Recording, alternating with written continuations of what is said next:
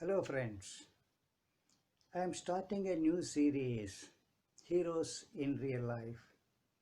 I model this on a series run by Reader's Digest in the earlier days, Heroes in Real Life. They brought to life those people about whom we do not hear or see them in press because they are not that visible.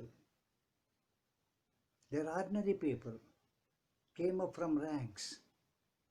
They defied odds and they came up in life. So, that kind of people I wish to bring to life and present them to you in this series.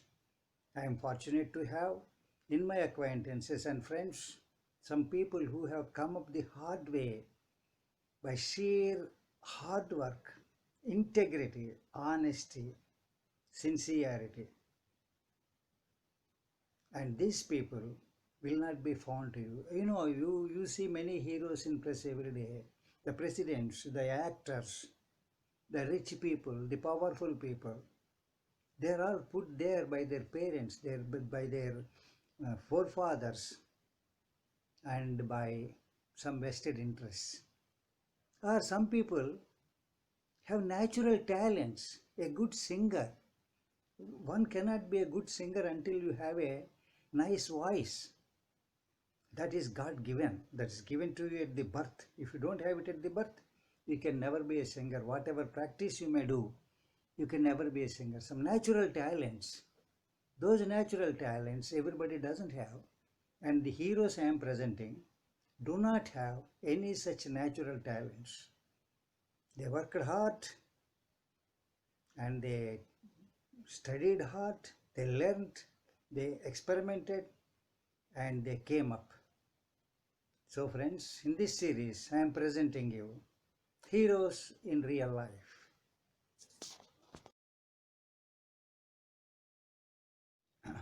Hello, friends, welcome.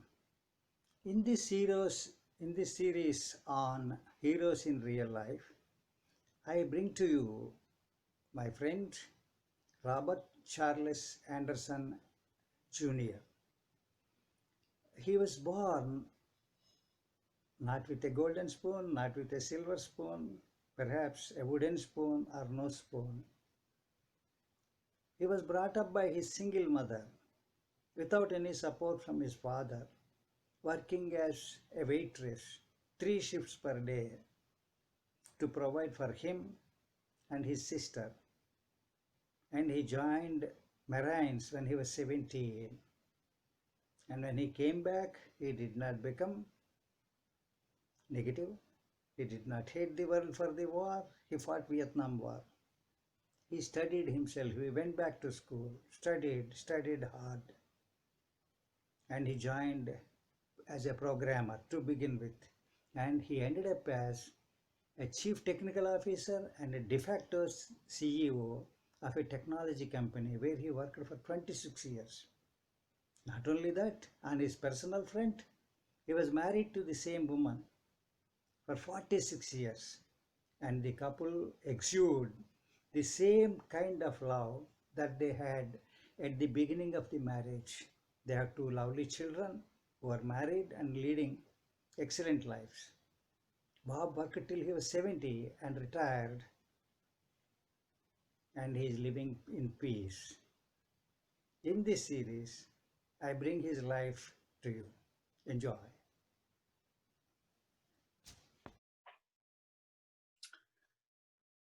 I'd like to introduce to you Robert Charles Anderson Jr. In spite of his humble beginnings, has traveled very far in life and gained a wide variety of achievements and accomplishments. He didn't allow any of the drawbacks that accompanied him at his birth to tie him down, and instead he soared, spreading his wings wider, and he's carried others too on these wings to greater heights. I see in him a person of integrity and focus, resoluteness, and a spirit of never say die. So I'd like to now present to you the life and times of Robert Charles Anderson Jr., an officer and a gentleman. Bob, as he's popularly addressed, was born on the 1st of November, 1946, in Chicago, Illinois, to Irene and Robert Charles Anderson Sr. His mother, Irene, was a very kind-hearted and generous person, while his father was a brilliant man. Bob inherited both those qualities in ample measure. Here are a couple of pictures of the young Bob. You can see him here giving a pointer to his future as a warrior. After his parents separated, his mother moved to Las Vegas along with Bob and his sister. Las Vegas offered his mother better earning opportunities. Because she was a single mother who worked very hard to make ends meet, she tried to provide what opportunities she could to Bob. You can see her here with Bob. She's standing on the right side with Bob in the middle, and his sister is on the left. In his early life, Bob was brought up by his mother. His mother moved to Las Vegas to take advantage of the better opportunities available to her as a profession as a waitress. Bob lived with his mother, sister Jody, and Aunt Ann. They were homesteading in the desert with gas lamps for lighting, a septic tank, and a water pump with a water mill power. They had no electricity, city water, or access to sewers. Bob had to work hard at maintaining all this equipment in working condition. He was studious right from his childhood, and he learned Latin at the age of 7. He was an altar boy in the Catholic Church. He had a good voice, and he sang Gregorian chant in the choir. Surprisingly, he was a natural vegetarian, but he didn't like to eat meat. But he later cultivated a taste for meat at the behest of his mother, as it just seemed the thing to do. He attended Las Vegas High School and took up a specialization in industrial arts. He was a practical man, even from those days as a child, and he's still that way now. In his high school days, Bob built an internal combustion engine that ran with gasoline. It really worked. He built it with his own hands, working on primitive machines that were available in the high school in those days. He cast the piston himself, including making the mold, smelting the metal, casting it, and then machining it. He bore the cylinder to the precision of 10,000ths of an inch by hand. All this when he was just 16 years old. You can see a picture of what the engine looked like. And by the way, this engine won a second prize at a state-level contest. Bob graduated from the Las Vegas High School in the state of Nevada. He joined the U.S. Marines in 1964 when he was just 17 years old and fresh out of high school. He could stand on his own 2 feet even then, and he had a patriotic fervor. From that very early age, he began to imbibe those values of honor, courage, and commitment that later he got from his stint in the Marines, and he's cherished and retained these throughout his life. Here's a picture of Bob during his boot camp graduation picture, taken at the end of his initial training in the Marines. You can see Bob in the middle row circled in a red color. Notice all the colored streamers hanging off the platoon glide-on flags. Each streamer represents winning a specific training cycle over all the other training platoons. Bob's platoon won all the training competitions. During Marine boot camp, his recruit training platoon had achieved breaking all of the close order drill record training test scores at the San Diego Recruit Training Depot, which had stood for over 2 years. In addition, Bob's recruit training platoon achieved the even rarer honor of being the regimental honor platoon with the highest achievement scores during training over 40 other platoons. But this isn't any surprise. Wherever Bob was posted, there were always high levels of accomplishment and achievement. The Marine Corps' ethics and discipline instilled in Bob a burning drive to achieve and to succeed at the highest level. Bob joined the Marines and he was sent to Vietnam. He worked in the VMO-2 Marine Helicopter Gunship Squadron. His occupational specialty was in weapons and explosives, ordnance, and as a helicopter gunship door gunner. He volunteered for all dangerous aerial combat missions and volunteered to be deployed to the Khe Sanh Fire Base, where he was responsible for all the frontline ordnance. Bob was surrounded by enemy positions. He was dodging mortar and sniper fire while unloading munitions from the supply aircraft. Bob was decorated from the U.S. Marines with a medal for meritorious achievement in aerial combat and earned his combat aircrew wings. In those days, Vietnam was not as popular with Hollywood as was World War II. Otherwise, a couple of Bob's adventures could have set box office registered ringing loud and clear. While in Vietnam, Bob requested his mother and sister to send him books of Plato and Kant and study their philosophies by a candlelight in a tent. He had a spiritual inclination even when he was young, while his contemporaries were busy partying or playing cards. He served in the Marines for 4 years and 4 months until July 1st, 1968. Upon his discharge at age 21, he returned to Las Vegas. Here's a picture of Bob as the door gunner in his helicopter in Vietnam, sporting all his military gear. And here he is seen leaning on his helicopter. As you can see, Bob loved his helicopter and the M60 machine gun. Incidentally, this picture is from a video that was part of an interview done by a military video company, and that can be watched on YouTube.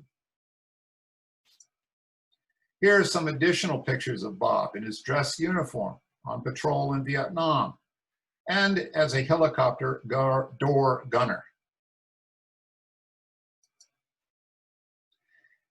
He wrote letters to his sister and his mother from his tour in Vietnam.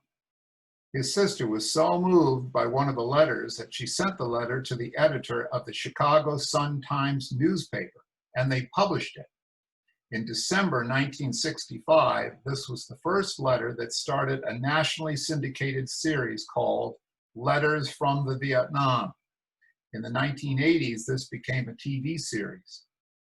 Bob set a trend even back then.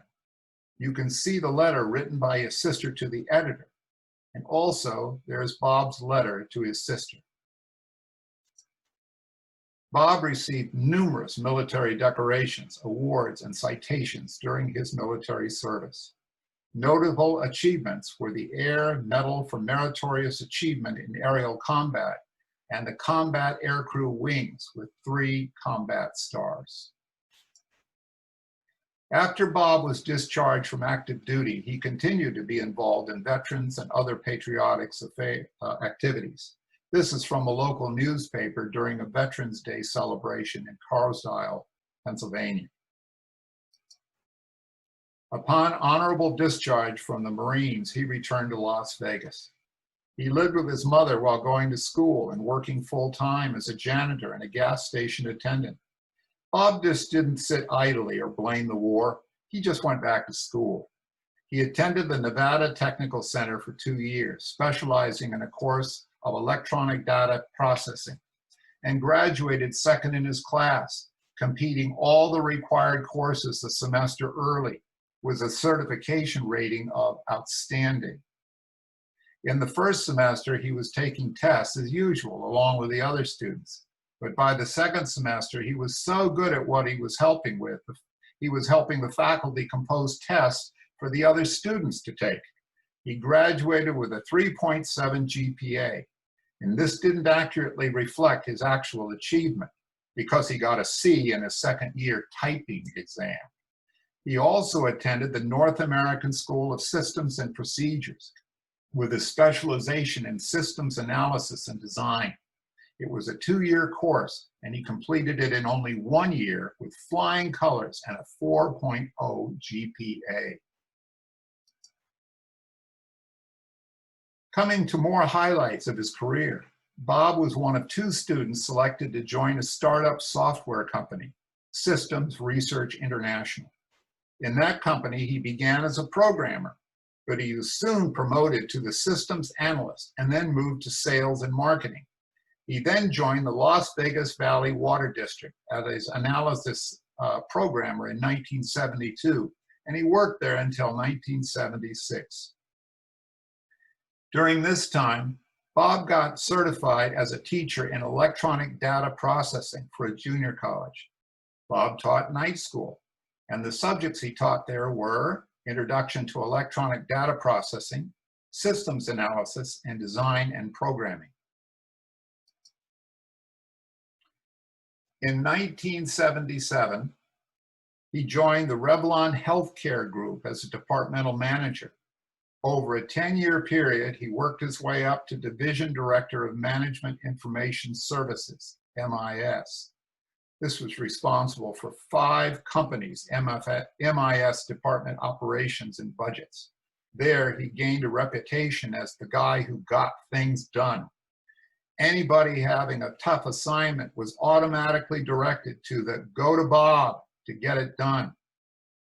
Then he joined CAI, Computer Aid Company, in 1994 and spent the next 26 eventful years of his career there. There he scaled the greatest heights of his career. He was the product manager for outsourcing application support, which under his stewardship grew to earn $60 million a year. The CTO, Chief Technology Officer for European Operations, International Consultant for Europe and Asia Pacific. It was in CAI that he invented and was awarded a patent for Tracer, which means the Automatic Process Control Data Collections and Metrics Management System for the application support organizations. Here's Bob in all his glory at his office, although he spent little time there because he was traveling internationally at least 2 or 3 weeks a month. At CAI, Bob created documentation and training department for the application support product. In addition, he created a print shop for training materials, sales collateral, and corporate documents. Here he is with a colleague and with a customer at the General Motors in Frankfurt, Germany. Here's a picture of the patent he received in the name of Robert Anderson as the inventor of Tracer, which means Automatic Process Control Data Collection and Metrics Management Systems. Coming to his family life, here is his dear wife, Laura Bernstein, of 48 love-filled years. Laura, who's also known by her spiritual name Vidya, holds a master's degree in psychology and a doctorate in education. Vidya is also a certified instructor for American Meditation Society and is a certified Sarupa yoga teacher. Bob met her on the island of Mallorca in Spain during a transcendental meditation teacher training course that he took there. It was love at first sight, and they got married in 1972 in Bethesda, Maryland. Bob has this to say about his dear wife. She is my rock. For her, I would climb any mountain. On the left, you can see Bob and Vidya at the time of their marriage. And on the right, you can see them at the Marine Corps Ball in 2015. You can perceive the same love between them then as now. Bob and Vidya have 2 lovely daughters, Colleen and Crystal. Colleen has an MSN, Masters of Science degree in nursing, and she works in health administration. Crystal has an MA in psychology and specializes in animal behavior. Both of their daughters have that rare combination of beauty and brains, inheriting these qualities from their parents. They both maintained a 4.0 GPA during their master's programs. Here you can see the sisters who radiate their love for each other. Incidentally, both Colleen and Crystal are certified scuba divers. Here you can see them in action. They have the same penchant as their father for adventure. Bob is also a certified scuba diver. You can see Colleen in her healthcare environment and Crystal with her favorite birds. Colleen is married to John, who's an engineer, and they have a son named Connor. Crystal is married to Ben, who is a corporate pilot for the John Deere Company, and they have a son, Tyler, and a daughter, Madeline. Here are their families. Here is an early picture of Bob and his family while he was working at the Revlon Healthcare Group. In the front row to the left is Vidya and Irene, his mother, on her left. And in the rear is Bob to the left with Crystal in the middle and Colleen to the right. Spirituality and an adventure are a tough combination, but Bob has mastered both.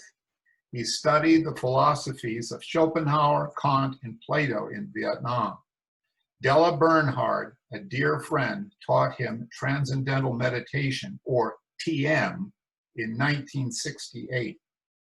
In 1971, he attended a 5-month TM teacher training course in Mallorca, Spain, and he became a TM teacher. Bob met his future wife, Vidya, there, and he taught transcendental meditation for 9 years. Then he met his teacher, Guru Rajananda Yogi. Bob remained under his teacher's direct guidance for 12 years until his teacher's passing in 1988.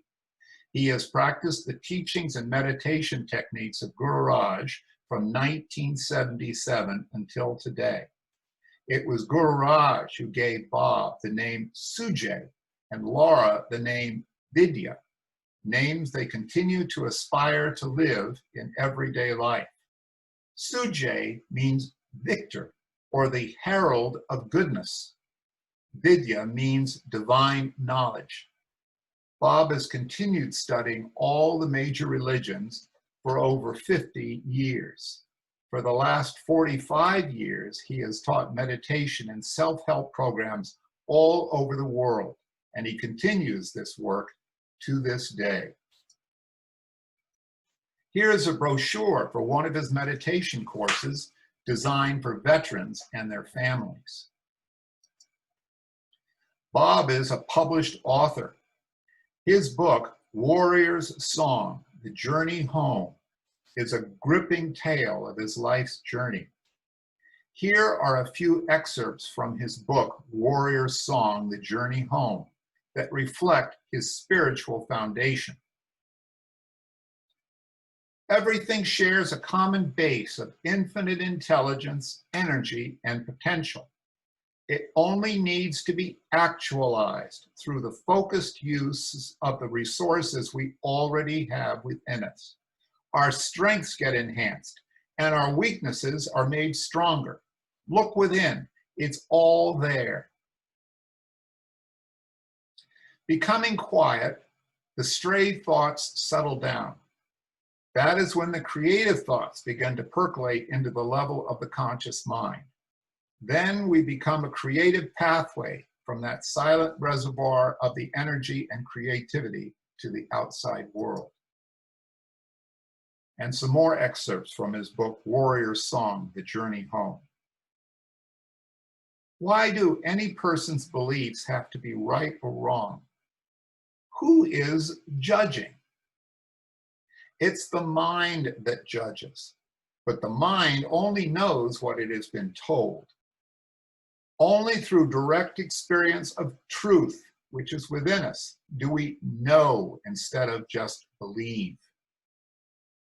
It's not that any religion or philosophy is wrong, but our undeveloped realization of those essential truths within all religions.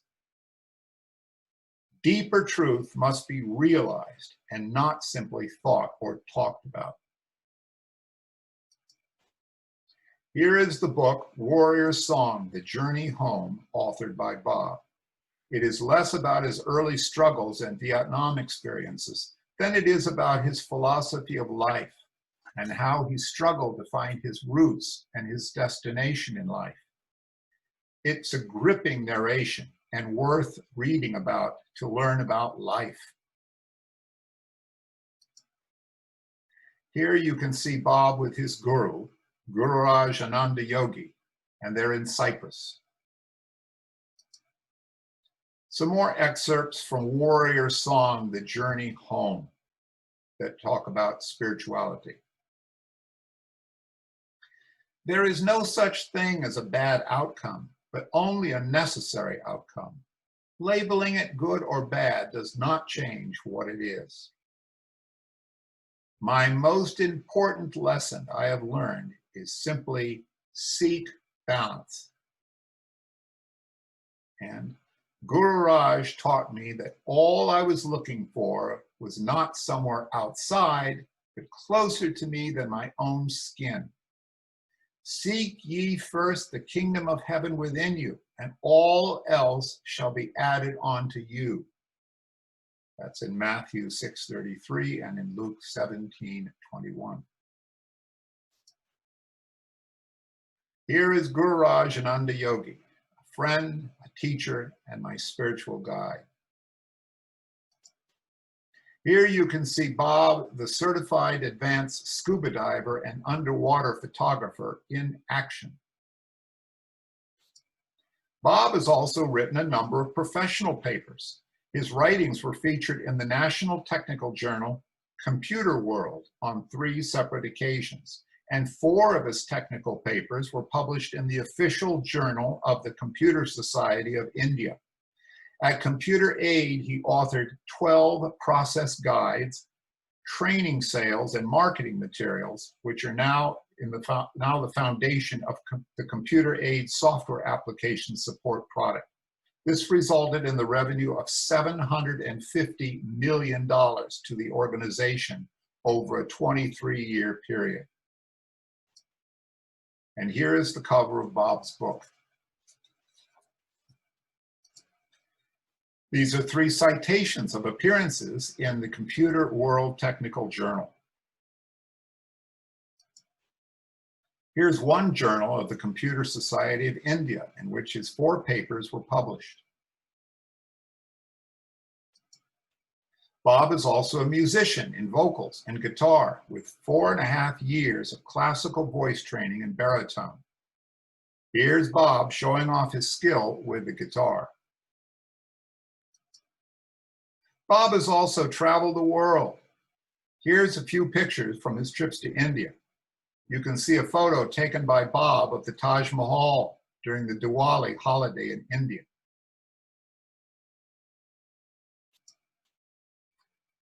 Bob has special interests in education, and he supports a school near Nashik in the Maharashtra state of India. He supports global education. He is the International Director of Education at the Global International School in Nashik, India. He visits the school 2 or 3 times every year. He takes an active part in the activities of the school, including teaching and interacting with the students. He teaches Indian students on the topics on the Ramayana, the Bhagavad Gita, Spanish, 7 habits of highly successful people, and meditation. Here is a brochure of the school with Bob featured on it. Bob created the brochure. Here's a picture of Bob with the staff of the school on the left, and he can be seen teaching and interacting with his students on the right.